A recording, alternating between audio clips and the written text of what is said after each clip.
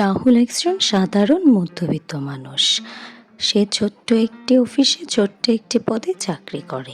কর্মব্যস্ত জীবনে সবসময় হাসি খুশি থাকে রাহুল, কিন্তু তার একটি গোপন সত্য রয়েছে যা কেউই জানে না। সে দুজনকে বিয়ে করেছে। একজন ছিল শহরের সুমি, সে একটু মডার্ন ও চালাক প্রকৃতির মেয়ে ছিল। আর অন্যজন ছিল গ্রামের মায়া, সে একটু সাদাসিধে ও নরম প্রকৃতির মেয়ে ছিল।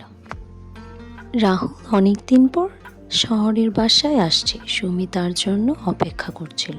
সুমি পেছনে তাকিয়ে দেখে রাহুল চলে আসছে। রাহুল এতদিন পর আসায় সুমি ভীষণ রেগেছিল। সুমি রাগান্বিত হয়ে রাহুলকে বলছিল, রাহুল, তুমি এতদিন ধরে আমাকে সময় দিচ্ছ না, অফিসের নাম করে কোথায় যেন যাও, দিন ধরে বাড়িতেও আসনি। সুমি, রাগ করছো কেন? কাজের চাপ এত বেশি যে সময় পাচ্ছে না। এখন থেকে তোমাকে সময় দেব। তোমার জন্য নতুন একটি সোনার হার এনেছি। ঠিক আছে, আর এটাই শেষবার, আর কোনো অজুহাত শুনবো না। আর তাড়াতাড়ি ফ্রেশ হয়ে নাও, খাবার দিচ্ছে। এভাবেই অনেক দিন কেটে গেল।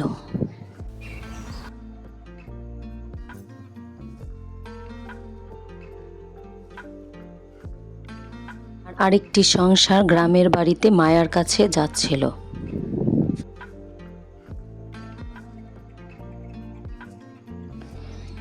রাহুল মায়ার বাড়িতে চলে আসলো।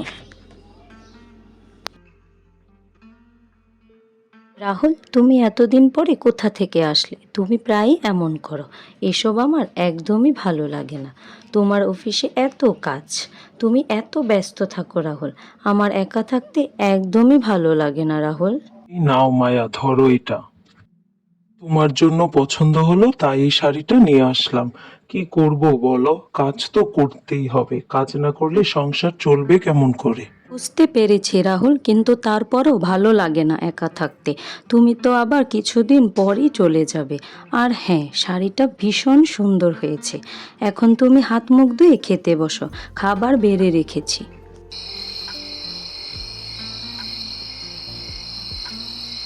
অফিস শেষ করে রাহুল আবার সুমির কাছে চলে আসে। অফিস থেকে এসে রাহুল ফোন চালাচ্ছিল। কিছুক্ষণ পর রাহুল ফোন রেখে হাত মুখ ধুতে চলে যায়। ঠিক তখনই সুমি সেখানে চলে আসে। সুমি এসে খাটের উপর রাহুলের ফোনটি পড়ে থাকতে দেখে।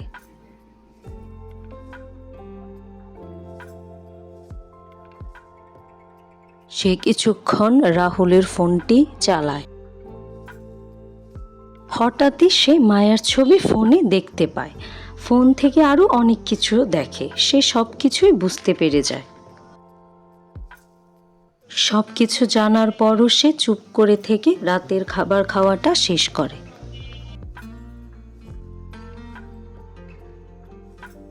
কিছুক্ষণ পর সুমি ফ্রেশ হয়ে শুতে চলে আসে।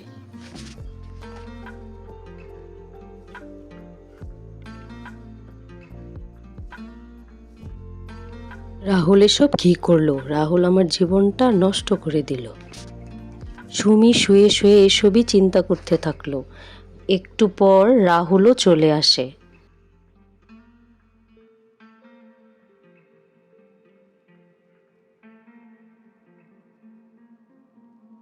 রাহুলকে দেখে সুমি উঠে বসে।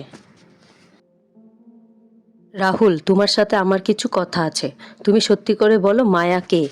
মায়া? মায়া নামে আমি কাউকে চিনি না। রাহুল, আর কত মিথ্যা বলবে, আর কত লুকাবে? আমি তোমার ফোন থেকে সবকিছু দেখে ফেলেছি, সবকিছু জেনে ফেলেছি। এবার তো সত্যি কথা বলো। সুমি, আমার ভুল হয়ে গেছে, আমাকে ক্ষমা করে দাও। আমি তোমার থেকে লুকিয়ে আরেকটা বিয়ে করে ফেলেছি, কিন্তু আমি তোমাকেও অনেক পছন্দ করি সুমি। জি রাহুল, তুমি এমন বিশ্বাসঘাতকতা করতে পারলে আমাদের দুইজনের সাথে? আমার কিচ্ছু ভালো লাগছে না। আজকে রাতটা কাটো, কালকে সকালে দেখি কি করা যায়। হ্যালো মায়া, আমি সুমি বলছি। সুমিকে আমি তো চিনতে পারলাম না আপনাকে। তুমি আমাকে চিনবে না। আমি তোমাকে কিছু কথা বলার জন্য ফোন করেছি। আমি জানি তুমি কথাগুলো শুনে অনেক অবাক হবে, কিন্তু কিছু করার নেই। তোমার ভালোর জন্যই তোমার কথাগুলো জেনে রাখা উচিত। কয়েক মাস আগে রাহুল নামের যে ছেলেটি তোমাকে বিয়ে করেছে তার প্রথম স্ত্রী হলাম আমি। সে আমাদের দুজনকেই ঠকিয়েছে, না জানিয়ে বিয়ে করেছে, আমাদের সাথে বিশ্বাসঘাতকতা করেছে। আমি আর তার সাথে সংসার করব না। দিদি, এটা কি বললে? আমার তো এসব শুনে কিচ্ছু ভালো লাগছে না। এখন কি হবে? এখন আমি কোথায় যাব, কি করব? শোনো মায়া, এত অল্পতেই ভেঙে পড়ো না। নিজের পায়ে দাঁড়াও, নিজের জীবনটা সুন্দর করে সাজাও। ভালো থেকো, যোগাযোগ রেখো। রাখছি। এসব কি হলো আমার সাথে? রাহুল এটা আমার সাথে করতে পারলো? আমি আর রাহুলের সংসার করব না।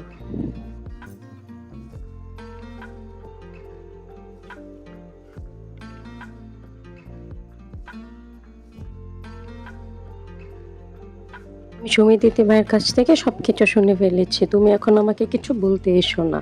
তুমি আমাদের দুজনকে ঠকিয়েছো, না জানিয়ে বিয়ে করেছো। আমি আর তোমার সংসার করব না। তুমি আমাদের সাথে এমন করতে পারলে? কেন করলে বলো রাহুল, কেন করলে? তুমি আমাদের দুজনকে কেন ঠকালে? বলো রাহুল, বলো। হ্যাঁ, তুমি আমার কথাগুলো তো অন্তত একটু শোনো, আমার কথাগুলো একটু বোঝার চেষ্টা করো। মানুষ মাত্রই ভুল হয়, আমার ভুল হয়ে গেছে, এবারের মতো আমাকে ক্ষমা করে দাও। আমি আর কোনোদিন এসব করব না। আবেগের বশে আমি ভুল করে ফেলেছি।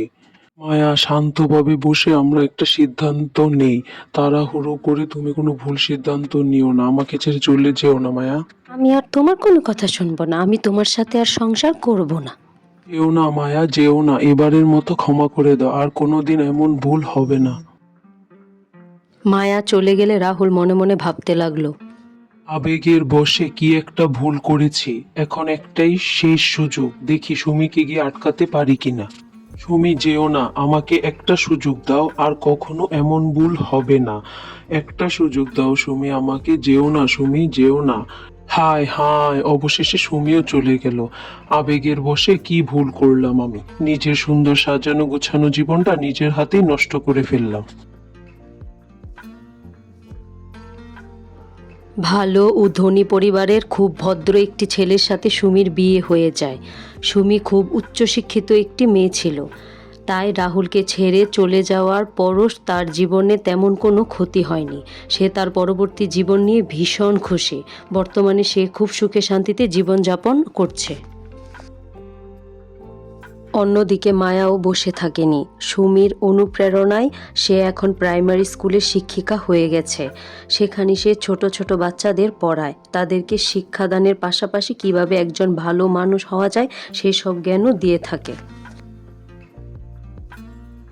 স্কুলের সকলের সাথে মায়ার খুব ভালো সম্পর্ক। স্কুলের একজন শিক্ষকের সাথে তার খুব ভালো পরিচিতি হয়। এই শিক্ষকের সাথেই তার বিয়ে ঠিক হয়ে আছে। কিছুদিন পরই তাদের বিয়ে। মায়াও তার বর্তমান জীবনে প্রতিষ্ঠিত হয়ে সুখে শান্তিতে আছে। রাহুলের জীবনেও অনেক পরিবর্তন এসেছে। নিজের ভুল বুঝতে পেরে সে আগে থেকে অনেক ভালো হয়ে গেছে। অফিসে তার প্রিয়া নামে একটি মেয়ের সাথে ভালো বন্ধুত্বপূর্ণ সম্পর্ক তৈরি হয়, কারণ প্রিয়া নতুন হওয়ায় অফিসের অনেক কাজই সে বুঝতো না। প্রিয়া রাহুলের কাছে গিয়ে সাহায্য চাইতো। অফিসের যে কাজগুলো সে বুঝতো না, রাহুলকে সে সেগুলো বুঝিয়ে দিতে বলতো। সব সমস্যা প্রিয়া রাহুলকেই জিজ্ঞাসা করে করে সমাধান করত। এমনভাবে চলতে চলতে রাহুলের সাথে প্রিয়ার খুব ভালো একটি বন্ধুত্বপূর্ণ সম্পর্ক তৈরি হয়। রাহুলও তাকে সব কাজে সাহায্য করত, কাজগুলো বুঝিয়ে দিত। এমনভাবে চলতে চলতেই প্রিয়ার রাহুলকে মনে মনে ভালো লেগে যায়। একদিন প্রিয়া রাহুলকে পার্কে দেখা করতে বলে। প্রিয়ার কথা মতো রাহুল পার্কে চলে আসে। পার্কে এসে একজন আরেকজনের দিকে তাকিয়ে আছে। কিছু বলো প্রিয়া, চুপ করে কেন আছো? আমাকে কেন পার্কে আসতে বললি? কি এমন কথা বলবে যা অফিসে বলা যায় না? অফিসেই তো বলতে পারতে, কোনো গুরুত্বপূর্ণ কথা থাকলে। কেন রাহুল, তোমার কি এখানে এসে ভালো লাগছে না? না প্রিয়া, ওই রকম কোনো ব্যাপার না, এমনি বললাম আর কি। আচ্ছা ঠিক আছে, কি বলবে বলো। ঠিক আছে রাহুল, আমার তোমার সাথে কিছু কথা আছে। আমি তোমাকে কিছু কথা বলতে চাই। তুমি মনোযোগ দিয়ে আমার কথাগুলো শোনো। কি কথা প্রিয়া, বলো, আমি শুনছি।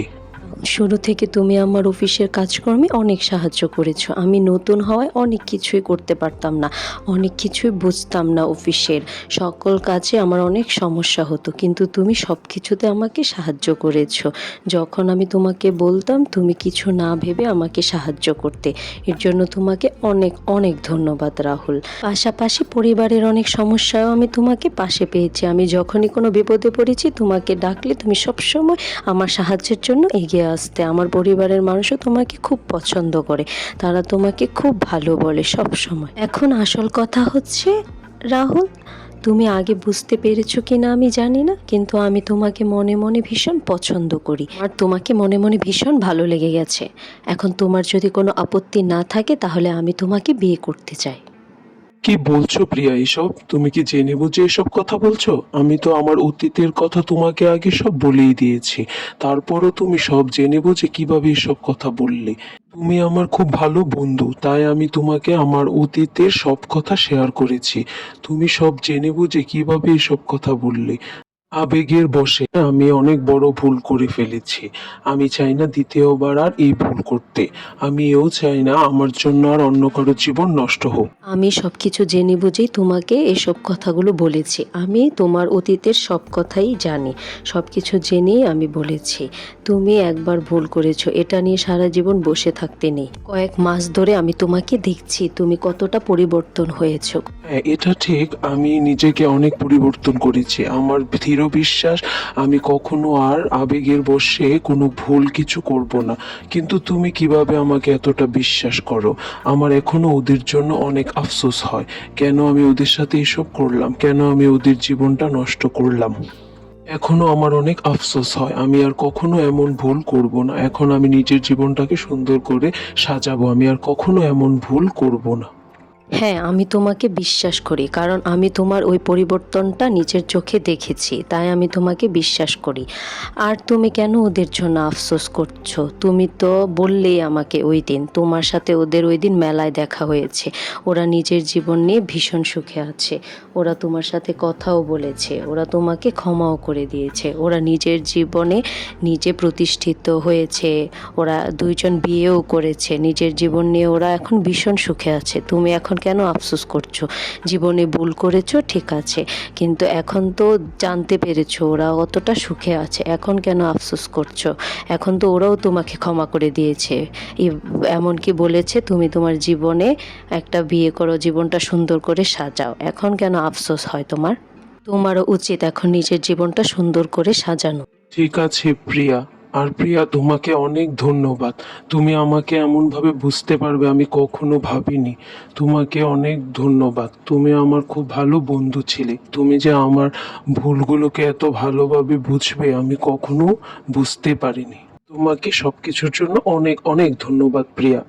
আমি তোমার প্রস্তাবে রাজি হয়েছি। আমিও তোমাকে বিয়ে করে আমাদের জীবনটা সুন্দর করে সাজাবো।